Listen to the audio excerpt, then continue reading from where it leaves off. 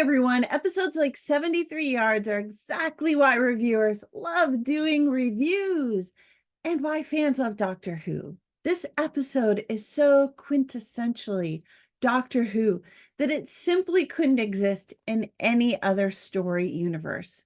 That's how you know you are getting the story right. However, this episode brings to light one huge issue with the first season of Doctor Who on Disney. So let's dig in, and please be sure to give this review a thumbs up and let me know that you are here and subscribe for more videos. Thank you. All right, so the Doctor and Ruby land along this picturesque edge of a cliff in Wales, right in that liminal sweet spot where the ocean and the land are in constant flux, and where, as one character explains, you are neither here nor there, where the rules are suspended. And that's exactly where the TARDIS lands, creating a distinct blend of the supernatural and the scientific laws at work together within this episode. This setup fortifies the story logic, eliminating the potentially large story holes that could have emerged in this kind of episode. The Doctor and Ruby exit the TARDIS. They're chatting excitedly about whales and covering a bunch of random details in their seemingly ordinary discussion. Distracted, the Doctor steps on a string that creates this fairy ring, and he breaks it. So I just have to interrupt myself here. This is the second episode in a row where the Doctor steps on something bad, in the third episode where he technically needs to be saved at some point.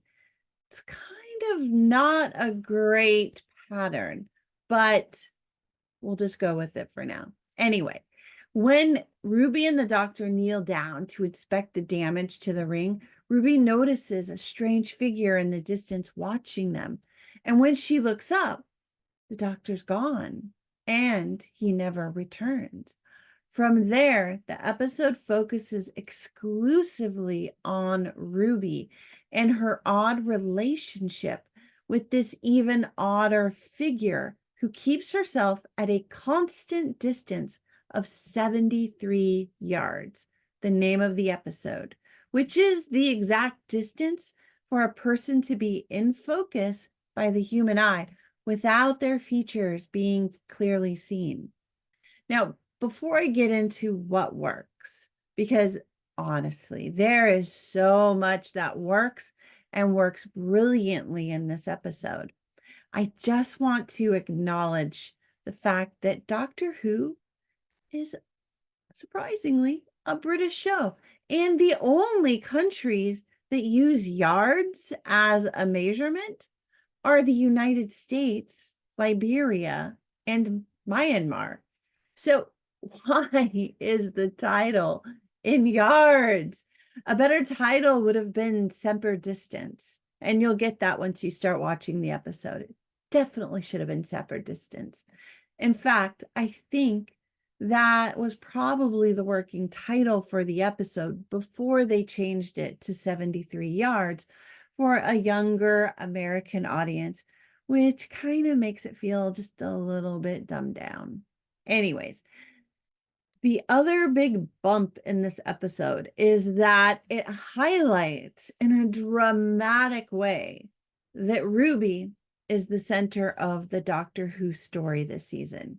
This is her story, not his, unless they pull a rabbit out of a hat in the season finale. Usually it's the Doctor who is the center of the story, or something the Doctor is fleeing from or trying to fix as the center of the story. But this time, it's Ruby's story through and through, and the mystery of who she is, with every single episode drilling into her life in some way.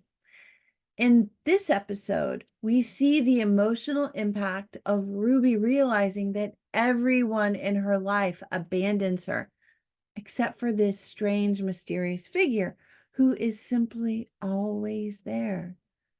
There is something fascinating something psychological about the depth in that layer of the episode, but I can't really get into it here because I think it would lead to a bunch of big spoilers, and I don't want to spoil this for you because it's a really good episode. So I mentioned that 73 Yards does a lot of things right in this episode of Doctor Who. I think that one of the most significant things is the use of video as a visual medium with the camera angles, the shadows, the use of negative space, and the lighting. It all works together to add this visceral feeling of unease to the story. This also enhances the feeling that our perception of reality is just a little bit off, which deeply impacts Ruby's experience. There's this one scene in which a character just randomly comes up with the theory that mysterious woman is just out of perception so that people can't quite see her clearly. And then another character from Unit theorizes that the TARDIS's perception field might be impacting people's perception of the strange woman, since people see her and avoid her without ever really registering her presence, just like with the TARDIS. In a previous episode, the Doctor explained to Ruby that the reason she can understand any language is because she is linked to the TARDIS through him. And it's like that line was placed there so that we would remember it here. And that is the kind of complex, layered storytelling that Doctor Who fans just love, where it's all connected and you can see those connections from episode to episode. The ending of the show is just beautifully done, with Ruby finally understanding the mysterious figure's purpose and their connection. It's all about the perception and need, and she uses those skills to save the world, the Doctor, and herself, as the story just comes full circle in a very timey-wimey kind of way that is a hallmark of Doctor Who storytelling. Overall, 73 Yards is an excellent episode, packed with smart storytelling, complex themes, and great art direction. It definitely creates a feeling that reminds me of Blink, The Girl in the Fireplace, and The Girl Who Waited. While I don't think this episode will carry the same weight as those episodes over the coming years, it is likely to be remembered for being the most in-depth character building episode for Ruby. And I think that when we get to the end of the season, this episode will hold more clues about her identity than we know. I hope you enjoyed this Doctor Who review, and I would love to know what you thought of the episode. So please do leave a comment and tell me what you thought worked well or didn't work at all. Also, I am curious if this episode changed the way you think about Ruby as a companion, because I find myself thinking differently about her now. Okay, that's it for now. Please do give this review a thumbs up if you liked it, and be sure to subscribe for more videos because there are more coming. Until then, happy viewing. Thanks, everybody. Bye for now.